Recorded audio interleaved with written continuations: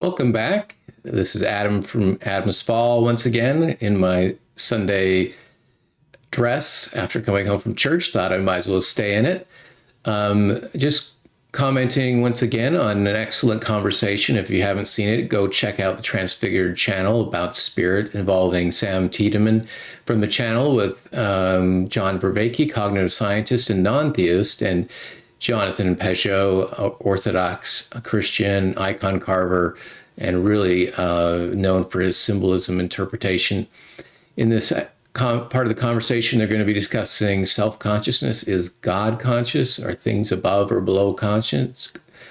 Very interesting to look at that and compare to things we get from revelations of Joseph Smith in the Latter-day Saint context. So let's see what they say about that.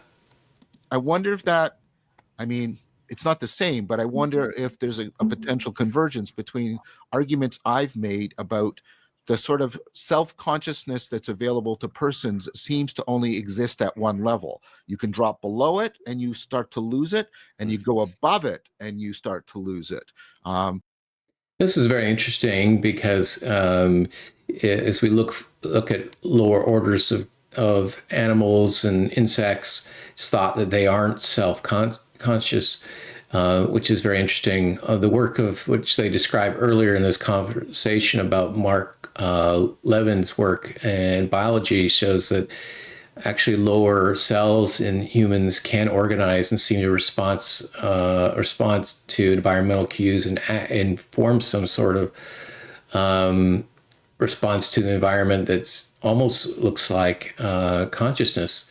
So I think it's an open-ended question whether lower entities are self-conscious. Oh, of course, that's an ongoing question. Now, whether things above us are self-conscious, I think John Vervaeke, who is involved in some of the Eastern traditions where it's common to think of things above us as being one and for self-consciousness to disappear, may be influenced by that those traditions, as we don't have any direct experience with those things that are above us. It may be that they lose self-consciousness, or maybe they retain it but just have more consciousness of other things. Interesting revelation, Joseph Smith in Moses 1, and I'll just read a little bit of it. It says, I have a work for thee, Moses, my son, and thou art in the similitude of mine only begotten. And mine only begotten is and shall be the Savior, for he is full of grace and truth, and there is no God beside me. And all things are present with me, for I know them all. It's very interesting that Joseph Smith says that it may be that God is potentially self-conscious, maybe not. I suspect he is, but more relevantly, that his consciousness has expanded.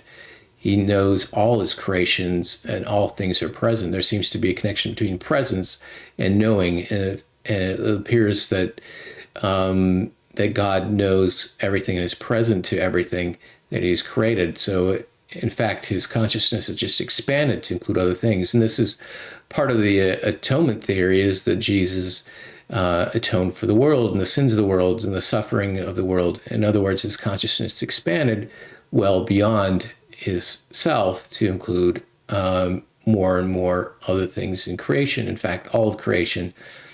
And so it may be that lower beings are less conscious of other things outside them, and we can have the capacity to become more and more conscious of things beyond our immediate selves, and that our selves disappear in that equation. So, interesting conversation. Let's continue listening. So, what do you think? We've had this conversation before, actually, and so it's like I do feel uncertain about that. I used to be pretty certain that there's self-consciousness all the way up, like no issue.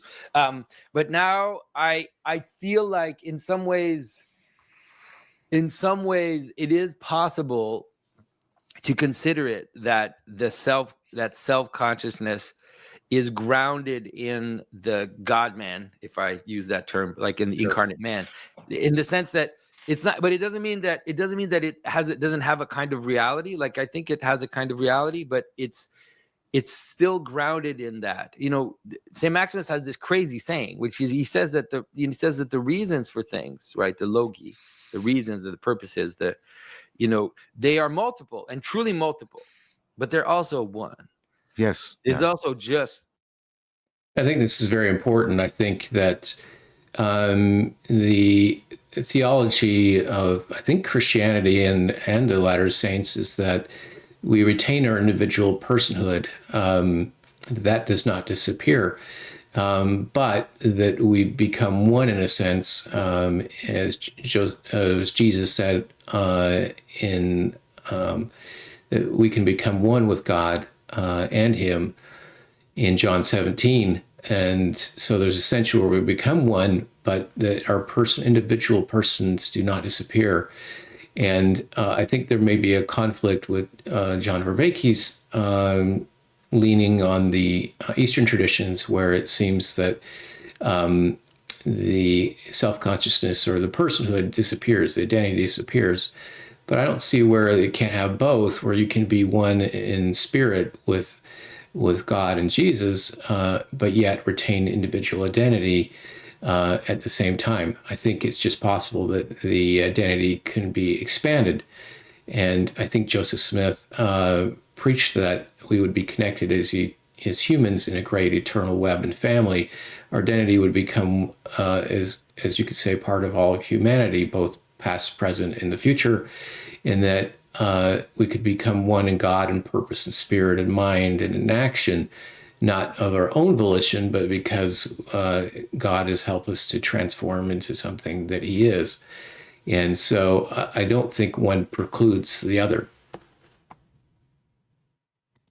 The divine logos, like it's all the divine logos, like reflected in myriads of ways all through the system. And so this idea, like Eckhart, it's an idea that in some ways that all, that the eye is also the eye of God looking back, and that all multiplicity is always in some ways, and so, but if you think of the God-man as being the top of that, it makes everything really fascinating to consider in terms of understanding how that reflects in what you said, which is that in some ways there is a kind of self-consciousness of corporate beings, but it's filtered through us. So a good way of thinking about it would be like the self-consciousness of a city is anchored in the mayor, right? And so the city is self-conscious, but the seat of that self-consciousness is the mayor, and then it distributes itself. Aspects of that self-consciousness will distribute itself among the workers of the city, the people fixing the roads, the policemen, all of that. But it needs, in some ways, it tends towards a head, which will actually be a person, a president, a corporate whatever, and then it can make it makes the corporate being, but actually self-conscious. The eye which Chicago sees itself as the eyes of the mayor, or something like that. Something like that. Well, that you kind of need. Sometimes it doesn't have to be completely one. It can be a little distributed, but it tends, you could say, towards one. But it means that the city is self-conscious because it acts in a self-conscious way. It is able, through distributed command, through distributed authority, it's able to recognize threats. It's able to remove them. It's able to self-repair. It's able to do all of these things that at least conscious beings do, but they also are self-conscious because we have a name, we have a city, we have a parade, we have festivals that celebrate the history of Chicago or whatever. Like all of these things we do, that's a type of self-consciousness, right? To celebrate your own identity. Like I don't see animals doing that. Like I don't see, so that's what I think. I think that there might be a way to explain it this way. And I think that but I mean, obviously I'm not a technical thinker, but like, I mean, I'd love to hear what you think of. Well, I appreciate Jonathan Pageau here. He's trying to visit John Vervaeke and explain things in John Vervaeke's own terms, and trying to come up with how egregores could be formed, group identities, communities can act like a person. And because if it can try to appeal to the scientist and to make it be more appealing to see how larger entities that are composed of smaller entities can have a form of consciousness.